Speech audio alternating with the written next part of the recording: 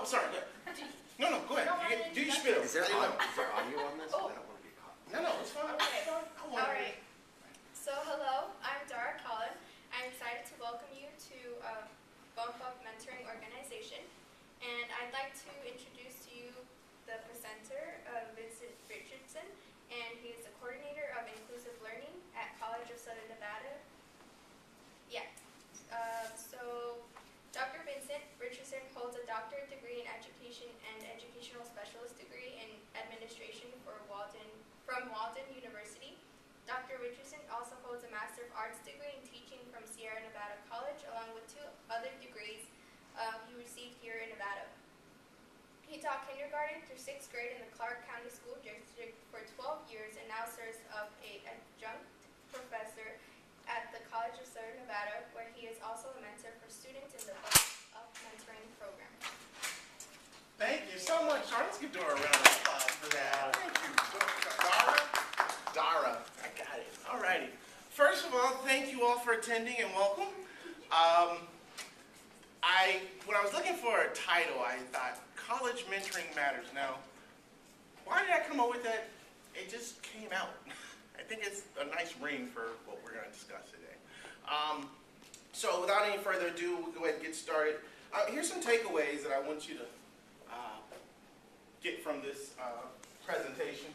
Understand the importance of mentoring underserved college students, and then we have understand the need for mentoring programs that target underprivileged college students. And then finally, we want you to be encourage mentors to get involved. All right? And please, if you want to chime in or have comments and questions, you can just jump in wherever you fit in. All righty? So let's go ahead and get into it. So I'm going to give you an introduction about this little boy. Okay? This little boy, we're going to talk about his family, his schools, his activities, community, and then mentors. And I'm going to try to paint a picture for you. That little boy. We're going to call him Vincent. Can everyone see that? Is that too dark? Sure, that's perfect. Okay, we're going to call him Vincent. I'm sorry it's darkness. Okay? Now, let me give you a little background about this little boy named Vincent. Vincent was raised by his grandparents. Okay? His grandparents came out of Louisiana, and they were sharecroppers.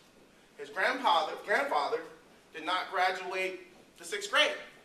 And who knows what grade his grandmother graduated from. So Vincent went to school with a sharecropper's vocabulary. Okay? Vincent grew up in a middle-class African-American neighborhood back in the 80s. It was in North Las Vegas.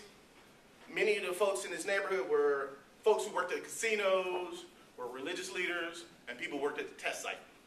Okay? So that was the makeup of his community. That little boy was a very busy little boy. He loved catching butterflies. He was always outside. He loved playing. Let's move on. Little boy would oftentimes go back and forth to Louisiana, where his sharecropper grandparents were from, to visit his cousins. Okay? That is a picture of Vincent and his cousin in, I believe that was in New Mexico. This is Vincent standing a picture outside his great-grandmother's house, who was born in 1900. Yes, her parents were slaves. Vincent would hang out with his great-grandmother all the time while she baked and cooked. And that was outside, old tree outside. Now, if you notice, you'll see Vincent's mother, but you do not see Vincent's father in any of these pictures. There's Vincent. He's a happy little boy. Moving on. Vincent's family, his grandfather was the pastor of a church here in North Las Vegas. Matter of fact, the whole family went to the church. Mother was in the choir. His grandfather was a pastor. His uncles were deacons.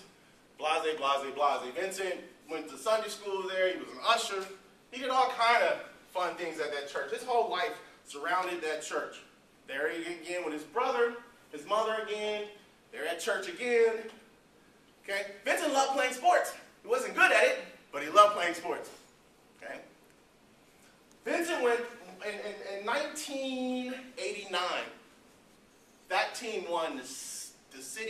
championship. Vincent didn't get his uniform dirty not one time. And got a trophy. First place. That's Vincent at church again. That's Vincent as he got older. Vincent went to high school at Cheyenne High School. Okay, how many of you are familiar with Cheyenne High School is? Okay, Vincent went to Cheyenne High School. Vincent hated school. He hated school. This little boy right here, no, as a second grade, he didn't quite understand school. He was diagnosed with ADD. He was tested because he didn't quite understand what was going on in school. So, like many of the African American boys, guess what they offered him? Special education. Vincent didn't just go to a regular special education. No, he went to variety, where the kids with the football helmets. Vincent was scared. Vincent didn't know why he was there. Vincent didn't understand why he couldn't go to school with the rest of the school kids. So Vincent was tested at variety. They found out that he was just very busy, and he didn't understand what was going on in school. So Vincent went back to his regular class. It wasn't hard for Vincent's school, but what Vincent didn't understand was, what was the point of going to school? No one in his family graduated, besides his mother. Mother graduated high school, but folks went to work on the strip. They went to work downtown. They worked in as porters. His folks worked as dealers in the casino. So what was the point of getting an education, Vincent thought, if this was the track? So in this picture here, Vincent was, what's funny, it says that, and I didn't put it in there, but he was voted most likely to get lost in school. Yes, Vincent was. Okay, so Vincent finally graduated high school with probably, somewhere between a B average, C average. Okay, his mother gives him an ultimatum. Now, Vincent hates school. You either go to college or you go to the military. Now, here's what's interesting. No one had ever talked to Vincent about college. Ever. Vincent had no idea what college was. He had heard about it, because there was college football, college basketball, but the academics part of it, Vincent never knew what was going on. He had never been to UNLV, nor had he ever been to CSN. No one in his family had been to UNLV but a cousin, and they didn't know what he did. So when he inquired about what was it like to go to college, guess what they said? It's more school. So Vincent joined the Army. So Vincent's in the Army. He bypassed college. He thought he had escaped college. That was him, military uniform. There's him, I think he was a combat military policeman. And after a year of being stationed in Fort Lewis, Vincent got stationed to Germany. Vincent worked for the German Polizei, believe it or not. He was a dare officer. He ran multiple things, and he was a bicycle patrolman. He did all kind of cool things. So this gentleman right here, who was a friend of Vincent, said, hey, you a policeman and you know all these things about criminal justice, why don't you go to school for criminal justice? Vincent said, that's not my thing. Or not his thing, not my thing. Vincent. So this gentleman was persistent. And Vincent was like, nah, it's really not my thing. I don't want to do it. He said, listen, just take one class and I'll leave you alone. So Vincent said, okay. Took one class. That's a class, that's me, Vincent, air officer.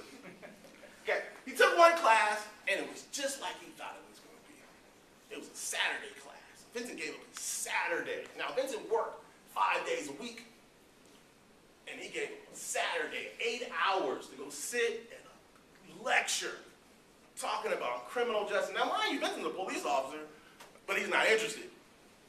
Vincent would, every class, just stare out the window, just waiting patiently for that class to end. It was brutal for Vincent. He hated class.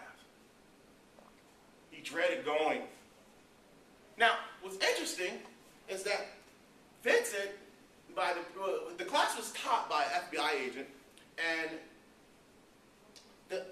the agent asked Vincent one time to give a presentation. Vincent was like, about what? About what you do. This is criminal justice. Talk about the DARE program.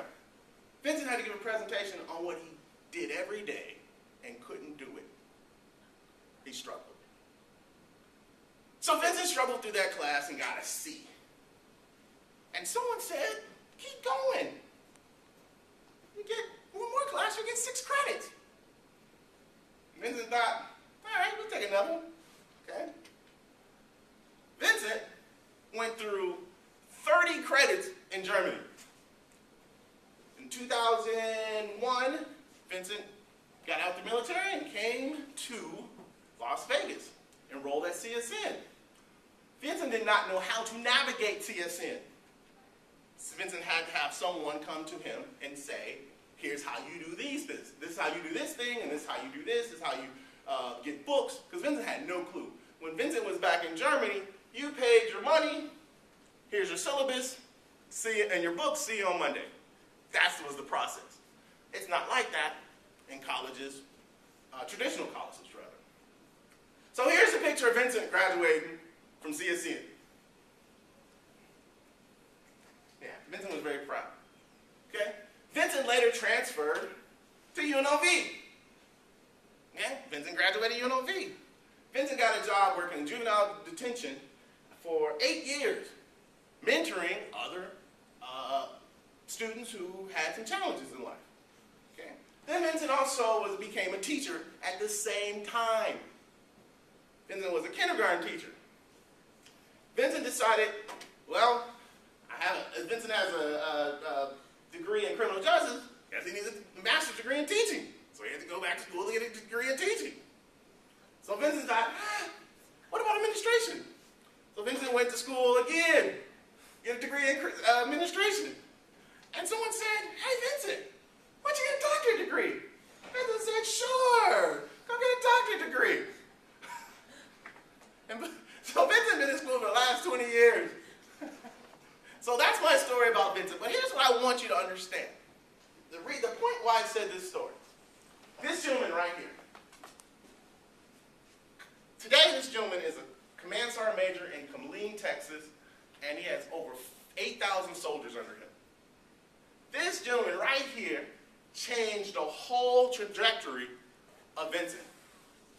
This one person planted the seed. If Vincent had never met that gentleman, what would have been the outcome of Vincent? Who knows? That one person who encouraged Vincent to keep going, not only go to college, but to keep going. He challenged Vincent. He pushed Vincent. And Vincent didn't see it at first, but he stuck with Vincent until Vincent understood the purpose.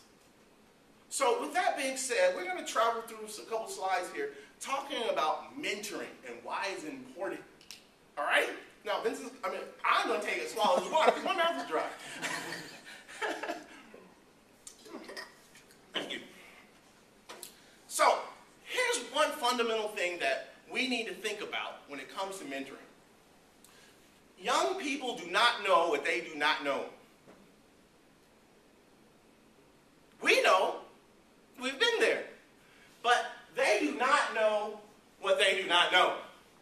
The key to mentoring is exposure. Exposure. I love when students come to college and say, I don't know what I want to major in. Yes, because the world is big. I'm always curious on when people say, I want to go to school for this. When did you do that? How did you come up with that? You know, guess what the number 3, in the Bump Up Mentoring Program, I meet with most of the students. Guess what the 3 majors that most students from underserved communities want to major in? I'll tell you. Criminal justice. Why? They may have had run-ins with the criminal justice system. They want to understand it better or change it. That's a good one. That's a good point. Anybody else? Have anybody ever watched CSI on television? That's the reason. Glamour. Right, right. and it works nothing like that. You're not going to walk into a room and see a piece of hair on the ground and say, oh, there's a mermaid. The second one is business. Anybody know why business? Money? Get a job. Get a job? How about this? I'm not going to work for anybody. Run my own business. And number two, it just escaped me. Give me a second. It just escaped me. Number two, business. Oh, music. Anybody know why music is high on that list of majors? It's personal. Personal, okay. Popular artists coming from similar backgrounds. Right. They made it. I can do it. And those are the three. It's almost like I can set my watch to it when certain students walk in. I'm like, it's one of the three, and I'm never wrong. Just like, geez. So exposure is a big to do when it comes to mentoring. Okay. We need networking events.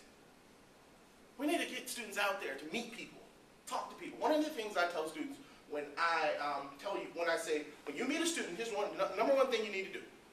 Ask them, how do you go from where you are right now to where they are? How do you get, what was the pathway? Always ask. Okay? Because what students don't know is that everybody has a beginning. They think when they see Dr. Vincent Richardson, oh, I just woke up Dr. Vincent Richardson. That was not the case, as you can see for that young boy. Okay? No, it was a process. And they need to understand that it's a process. Outings and field trips. Students need to go get out. You know how many students here in Clark County have never been to Hoover Dam? Never been outside their neighborhood? I taught at Wendell Williams Elementary School. We took the students to Lee Discovery Museum. One kid yelled, "Ooh, Disneyland." I know, it's sad. No, son, this is not Disneyland. Okay? Many students have not, they have never been away from the neighborhood. And so exposure is a big to-do. College events, they need exposure. They need to go to college fairs. Don't be like Vincent, who went through a whole year of high school and no one ever talked to him about college one time. Not once. And it was no one, even in college counselors. High school counselors never talked to Vincent about college. It was never an option. Internships. How many of you taken internships when you were in college? Was it eye-opening? Oh, yeah. I was an intern at U.S. Federal Probation. Got offered a job. Turned it down because I realized that's not what I wanted to do. No. But the experience was life-changing. It gave me an idea. It opened my eyes. It was a cool experience. But Liz showed me what I didn't want to do. Looking back. No, just kidding. Community service. A way to give back to your community. This is a big one for our students because they get to go out and see what it takes, to run an organization. Many of the students that want to get into business, okay, let's show you what it looks like. And they say, you know what? I want to change my major. I'm not trying to discourage them, but I want you to know what you're getting yourself into, So internships, okay? Moving on. I love this quote up here. It says, with field trips, it was the great equalizer in terms of access to our cultural heritage. And this was came from folks going to field trips of museums, okay? How many of you how many museums do we have here? A few, yeah, we have a few. Have you been to them? Yeah. They're pretty cool. I've been to most of them. Yeah. Natural history is pretty cool. All right, here's a big one, role models. I love this quote. What they see is what they'll be. Think about underserved students. Who are their role models? Who do they have to look up to? Who are the person they say, that's the person I want to be like when I grow up? Who's that person? Right. So, we definitely, and look at the definition, a person looked to by others as an example to be imitated, which is interesting. Who are the people they look to be imitated in underserved communities? Have you driven through underserved communities and seen the people hanging out at the gas stations? Yep. People walking the streets, and you got students who walking same streets and saying, "Okay, who is the person I'm looking up to?" In my neighborhood, even though it was a pretty decent neighborhood at times, we had drug dealers, we had gangbangers, we had people who went to work 9 to 5. Who do you think we looked up to? Take a guess. Right, straight They had the money. Yeah, they were cool people. That's what we looked up to. Yeah, we didn't look up to the person who worked hard every day. And I always find that remarkable. Why do we do that? But I guess it's the money and the flash and the bling and they just look cool. Yeah. But when you look for a role model, you want somebody who has strong morals. Decent person. Values. Okay. Hardworking. Confident, respectful, optimistic, and creative. There's another picture that's very similar to this of a young man looking in a mirror and seeing himself as somebody in a suit. I couldn't find a picture of this dude. One of the things we stress in our Bump Up program is leadership workshops, and here's why. Many students who come from underserved communities are not confident in themselves. I had a student the other day, which was interesting, came in and held his head down and said, "I'm taking Math 95. He held his head down. I'm like, "I took Math 93. I said, "What do you think I started? Where did you think the rest of us started?" I had to tell him that we all started Math 95. Well, I'm quite sure there's some others who haven't, but I started right there. It's a start. Be proud of yourself. You're doing something positive. But he had his head down. And that's not just that one student. Many students come in and say, "Oh, yeah, I didn't test well." Okay. We'll get through this and keep moving. So confidence building is a big one. Many students do not want to lead. We have an organization called Brother to Brother in the Bump Up program, and I'll talk more about the Bump Up program later. But it's right now, for some strange reason, it's hard getting leaders for that program. Public speaking, teamwork, and leadership, we need all this, combined so that we can build a strong person. Problem solving skills. We want to look at those soft skills. Effective communicating skills. And then there's many, many more. Any comments on this?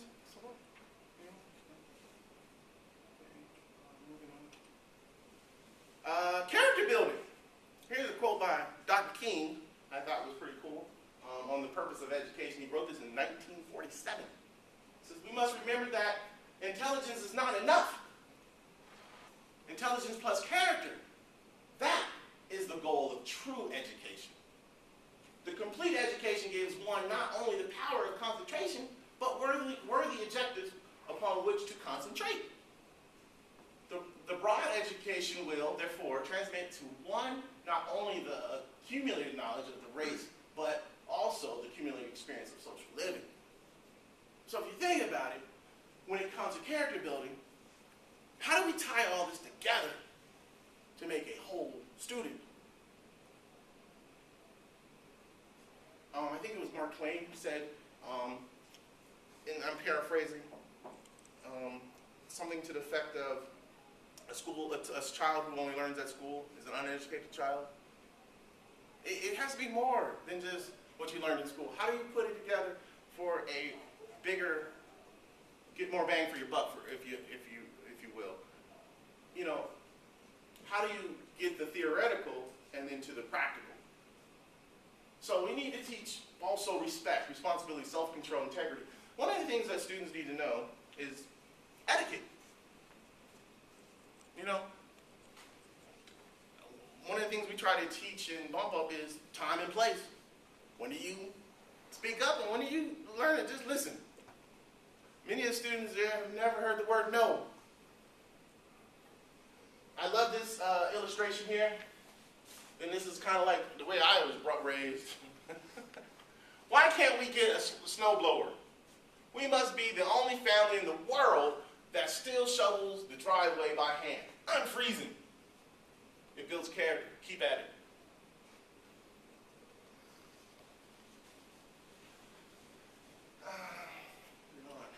Okay, so here's the question. Why mentoring in college?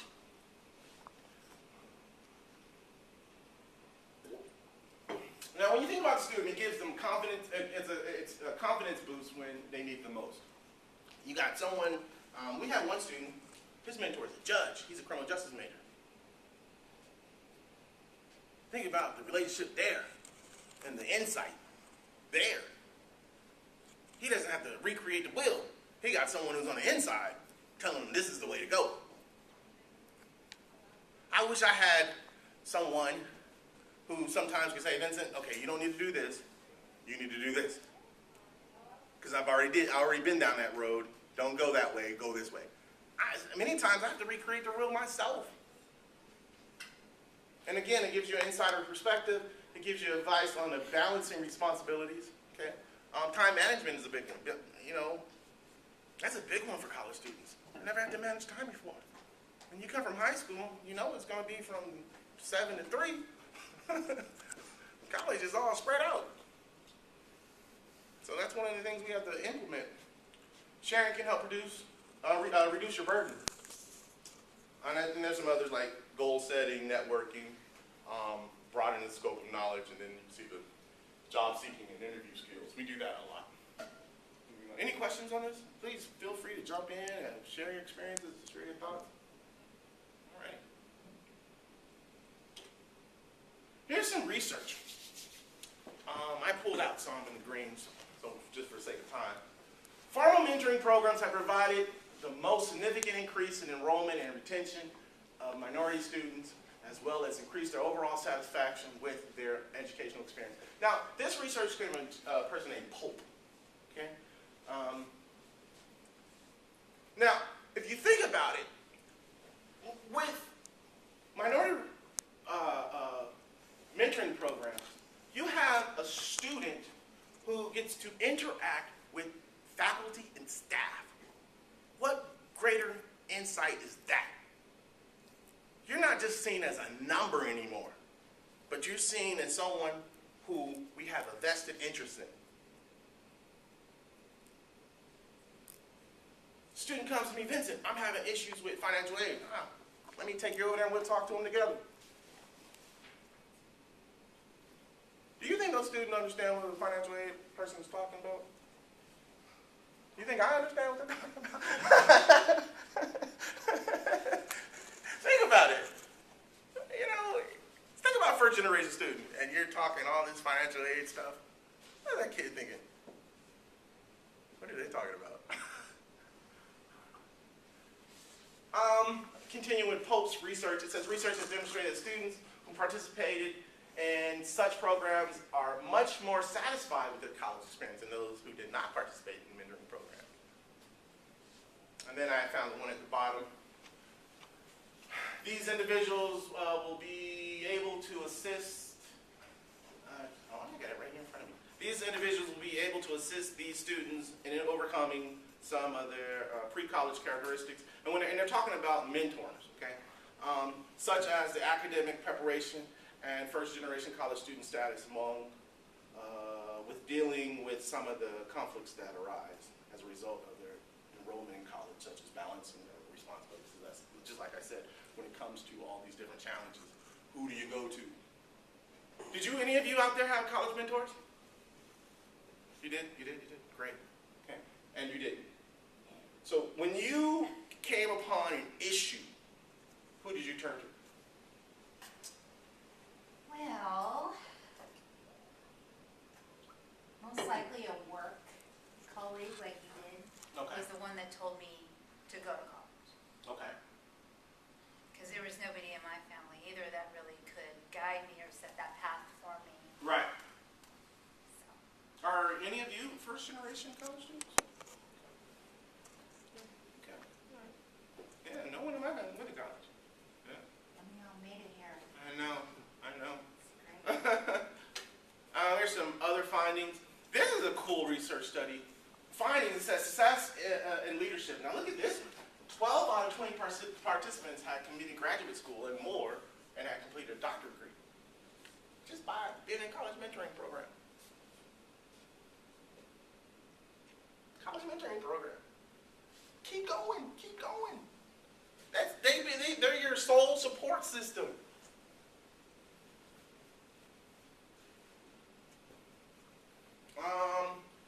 And here's another one that was pretty cool. All of the alumni report that they had continued to foster mentoring relationships after they left. This is an African American brotherhood. Something I forgot what that stands for. I think I wrote it in It's there. at the bottom. Oh, student. Okay. They had a mentoring program similar to the Bump Up program, and as you can see, they continued their mentoring relationship long after college. I think some of the relationships that I've developed with some of the students, I think it's going to go long beyond CSN. You know, some of the students, it's just amazing. When they go on off to whatever career field they're going, I know I'm going to keep in touch. I keep in touch with some of my students from CCSD. Many of them are at CSN, which is interesting. I'm getting old. I'm like, no! Yes, but no!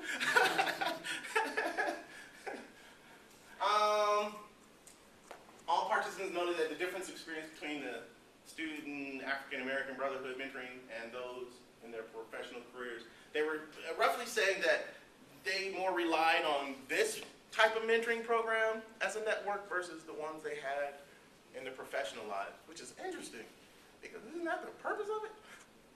But they stuck with the people they met in college. Some other research by Christian Bogerst. Here's some quotes from certain students and what they wanted to share their experiences. This guy named Miles, he received an internship with a charitable community support organization after college, which he attributed to the experiences and training he received from that mentoring program. Also in the Bump Up mentoring program, I got a phone call maybe about 2 months ago. I said, Vincent, I got an internship opportunity with Pepsi. Do you have anyone? It's the summer. How am I getting in contact with anyone? So I put it out there because we use Canvas.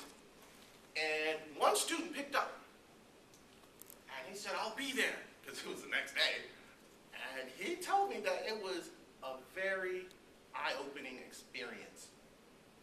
He got to go to the Pepsi plant, got to get to know higher management, and they talked to him, and he got a connection. And I said, so what did you get out of this? He said, I got insight because I'm going into culinary. Not culinary, he's going into hospitality, I take that back. And there's so many things that I didn't know. And that's what we want you to take away. We want you to know that there's people out there that can help you and mentor you and show you the path. So, with all that being said, the Bump Up Mentoring Program. I know you all been waiting to know about that. So let's talk about the Bump Up Mentoring Program. What is Bump Up? It's one-to-one mentoring. The mentee, which is the Bump Up student, we focus on goal setting, peer mentoring, which is our brother-to-brother student organization, mentor, which is first year you get a faculty or staff member from CSN. In the second year, you get a community leader or community member as a mentor. Now, the reason why we do faculty and staff member the first year is because we want you to learn how to navigate CSN. Community member probably can't tell you how to navigate CSN. But the second year, you established, and now you're getting ready to either transfer or go enter in the workplace. We want to connect you with a community member who can help guide you probably into some internships, maybe job opportunities. Who knows? But that community person who's connected some way, shape, or form in the community can help guide that student. So it's kind of almost like we passing the baton off to someone else after they have finished CSN.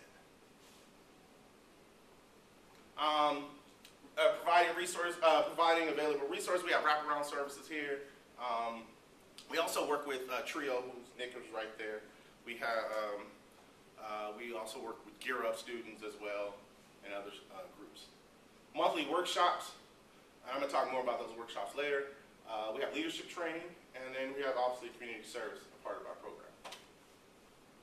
Here's our objectives of our program, as you can see, and this one here is the one I focus on the most. It's the goal. We want you to come up with something and shoot for it. Okay. We do all the others, but this is the one that we focus on the most. Okay, is the goal setting. And we'll get to that in a moment. Any questions? Okay. Here's our target areas: team building, career services, academic services, community services, leadership training, degree plan assistance, goal setting assistance, mentor and mentee liaison, and acclimate students to college life. Have you ever heard the term PLCPL? It means parking lot, classroom, parking lot. That's our students' experience here at CSN, or not here, at CSN. They go from the parking lot to the classroom to the parking lot. What we're trying to do is get them the overall college experience. College is much more than just going to class and going back home. There's events that go on here at college. There's internships. There are, we had a wonderful opportunity which is called the CHCI internship, the Congressional Hispanic Caucus Institute internship. Nick and I sent a couple of students to Washington, D.C. to be congressional interns on Capitol Hill. Talk about eye-opener. Every student who ever did it comes back a changed person. Would you say the same?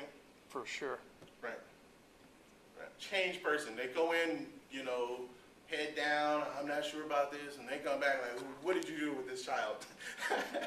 They want to start organizations, they want to get involved in community organizations. I'm like, wow.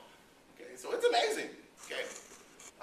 SMART goals is one of the things we focus on, and as you know, SMART goals are specific, measurable, attainable, relevant, time-bound.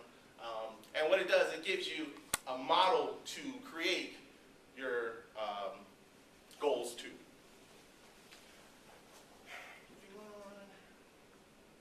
So, what does mentoring look like? Successful. Many of you out there look successful, important people. And this is what students think. It's a straight shot. But we need to let them know that this is what it is. There's setbacks. There's challenges. There's obstacles. But what mentors do is help them get over those obstacles, hurdles, challenges. Get through those setbacks. Any of you not had any setbacks and challenges? Because if so, please don't tell that story to students. Don't tell them it was easy peasy. I've had many challenges. I had a challenge when I was in my first master's degree. We have time, I'll share with you. I took a 1-credit computer class. Okay? 1 credit, very simple. It was Microsoft Word, Publisher, Excel, and PowerPoint. Okay, very simple, very simple. What was interesting is that the professor said that you could do a group project. You just have to turn in individual projects. Okay? So I called up my team and said after class, I was a kindergarten teacher at the time, I said, we'll meet at my classroom and we'll order pizza and we'll just knock it out. So I sat out at the computer. It took me literally 10 minutes to finish the whole assignment. I said, okay, I'm done, now you can make yours. We turned in individual projects, just like was said. The professor said, you cheated.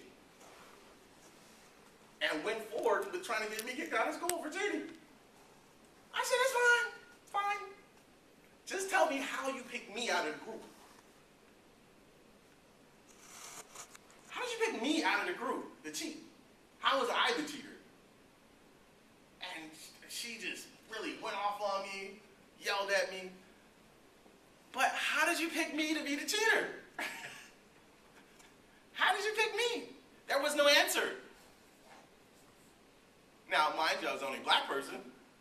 Why did you pick me? So you have these challenges. And thank God that I went through, experienced that, so when students come to me and say, well, how did you do? Well, there's different organizations. There's Office of Institutional Equity, right? So, yeah. Make a complaint, which I did. I didn't want to, but I did. You know, but students need to know that, yeah, the challenges do arise. And you need to know how to get through. Now, I had help, someone helped me and said, Vincent, this is how you take care of the situation. Again, I didn't know what to do. I thought my college career was over. So we need to, mentors need to know, have some kind of experience in setbacks so they can tell students on how to overcome. Here's some of the qualities that we look for in great mentors. Jeez, I did it again. Okay, I'm sorry about that. Here's some of the things we look for. Someone who challenges you. Okay? Who's experienced is where you want to be. Now, you don't have to have a job, but as an adult, where you want to be in life. Okay? Supports you, is a great listener, is invested in your success, guides you to the answer, not give you the answer, but guides you to the answer. Provide constructive feedback. Here's one of the things I want you to think about. Do not be a dream killer. You can provide constructive criticism, but don't be a dream killer. I had a student who said, I want to be a DJ. I don't think we do anything. Hi. Okay? I had a student who wanted to be a DJ. Now, I don't think CSN has any DJ courses where you can learn how to be a DJ. But that's what got him here. Okay? So I'm not going to take that away from him. We're going to call the radio station and try to get you an internship at the radio station. And he was like, no, not now. I said, but you want to be a DJ? We're about to start now. Called his bluff. But this student really wanted to be an architect.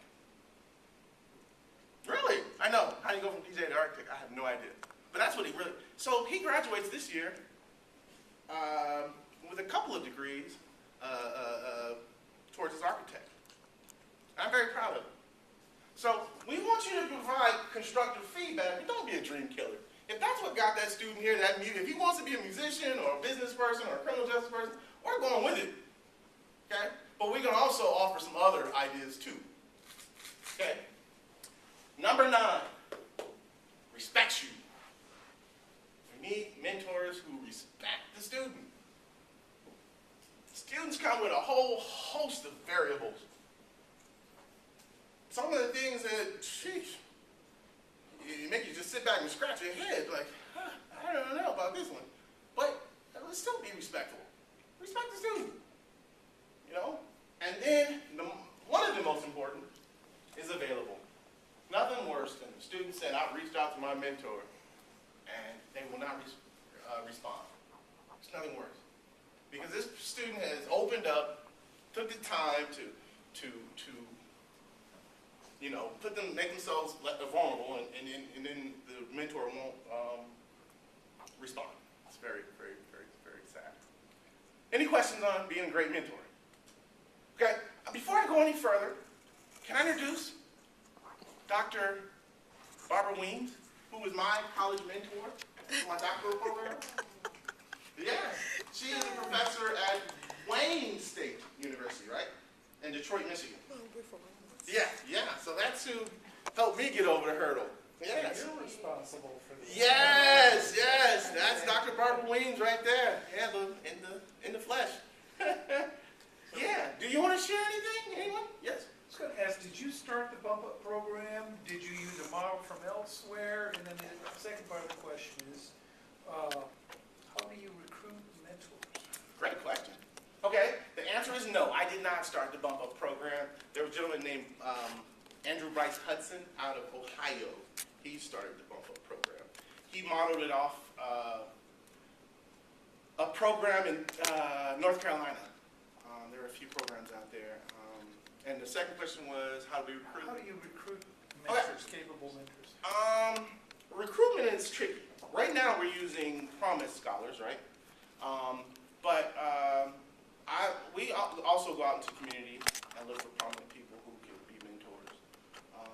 We also recruit at CSN, and we do a big wide net. Yeah, do you have the resources to compensate them, or is it voluntary? Voluntary, all voluntary. Yes. So how long have you been in charge of the bump up mentoring at CSN? What? Did you just take it on? Because I think I have a student from a few years back that went into it, Michael Davis. Mm-hmm. Did he? I don't know if you know him. Yeah, I know Michael Davis. Okay. That's he's him right awesome. there. Yeah. Oh my God. Yeah. Yes. Okay, Yeah. so now's the time to share, right? Ah. Or I don't know. No, all I'm gonna do is just ask. Okay. Okay. Yeah. Okay. Ask if on recruitment. Mm-hmm. I actually told him in class, management. Okay. And we were talking about mentorship. And Okay.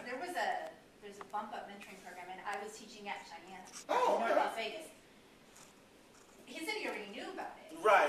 So I was like, okay, and so there were a lot of males in that class. It was an 8 o'clock Monday, Wednesday morning class, and they were able to Right. get there, a lot of males in there. And Right. so I don't know if another gentleman, Daniel Gutierrez, he's a senator now, but The name sounds familiar, but I don't know. he's a senator now, so, Right.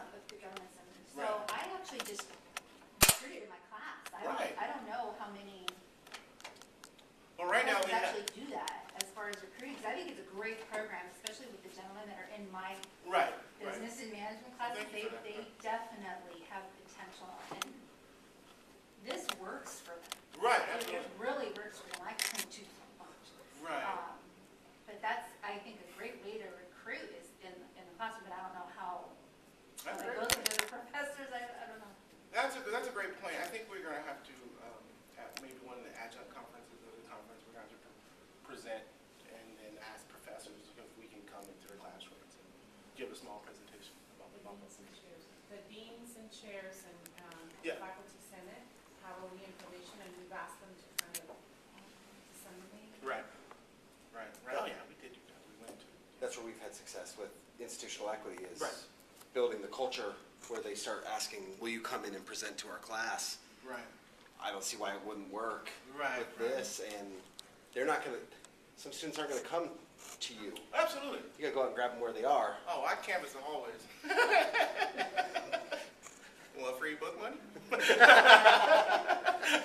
Yes. yeah, so I was on very successful, definite results.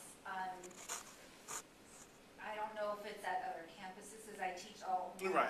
campuses, so I didn't know if that was something that you Well- wanted to bring, because I teach management right now, and Right. I am happy to Okay. send, there are Please. many, Please. there are many males in there looking Right. for role models. Right. So I try to get them to where it's gonna work, and this works. Yeah. Well, thank you for that. It's Yeah. good to see Michael. The gentleman in the middle is Andrew Bryce Hudson. He's the person who created the mentoring program. But what's cool about Bump Up? Some of the cool things that we've done in Bump Up. We did many team building and leadership workshops. Let me explain some of those. Okay. We're talking. Okay. Now, as you can see, Vincent was former military, right? How do you take paintball and turn it into a leadership conference or a leadership workshop? Here's how. When you use paintball, you have to move a team from one objective to the next. Okay? There's communication. Okay? There's planning. Okay? There's what do you call it when you go through a course and you have to give feedback? Someone help me out. I'm having a. You give feedback. Constructive criticism. Yeah, there's that. Think about all the things that you have to do to move a team from one objective to the next. Okay? We would have students go out there and create, using a map, on how to strategically move down the field. Okay? If they met their objective, or if they didn't, they would come back, rehash it out, talk to the next team, say this is what worked for us, this is what didn't work for us. Look at the conversation that's going on there. Okay? There's team building, leadership. Okay? People are finally getting to speak up. Okay? That was an eye-opener for us, is the paintball leadership. We also did escape room. Now, I wasn't there for the escape room, but the students told me that planning with their mentor and strategizing on how to get out of the escape room was very powerful for them. Okay? We had a financial literacy workshop. That was one of the most interesting workshops. And now think about it. We got a pretty good age range here, right? Okay? Think about if you had to start investing in college, where would you be right now? There's a gentleman, how many of you heard of, gosh, give me a second. I don't know, maybe it's late in the evening.